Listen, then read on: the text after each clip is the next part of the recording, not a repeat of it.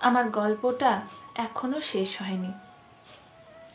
শোনো, পাহাড়টা আগেই বলেছি ভালোবেসেছিল মেঘকে, আর মেঘ কিভাবে শুকনো খটখটে পাহাড়টাকে বানিয়ে তুলেছিল 24 বছরের ছোকরা, সেটা তো আগেই শুনেছ। সেদিন ছিল পাহাড়টার জন্মদিন। পাহাড় মেঘকে বলল, আজ তুমি লাল শাড়ি পরে আসবে। মেঘ পাহাড়কে বলল, আজ আমি তোমায় স্নান করিয়ে দেব চন্দন জলে। ভালোবাসলে নাকি নারীরা হয়ে যায় নরম নদীর মতো, পুরুষেরা জ্বলন্ত কাঠ।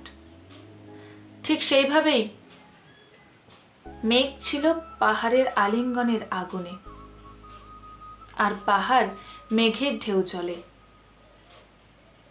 হঠাৎ আকাশ জুড়ে বেজে উঠল এক ঝড়ের জগজম্প।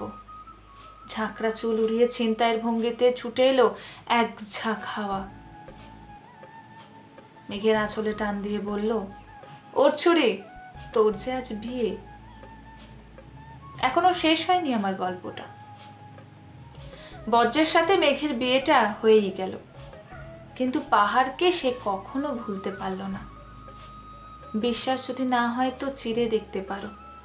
পাহাড়ের হাড় পাঁজরের ভিতরে থই থই করছে শত ঝর্ণার জল। পাহাড় মেঘকে, মেঘ পাহাড়কে কেউ কাউকেই কখনো ভুলতে পারল না। কলমে পূর্ণেন্দু পত্রী, কণ্ঠে আমি পারমিতা। নমস্কার।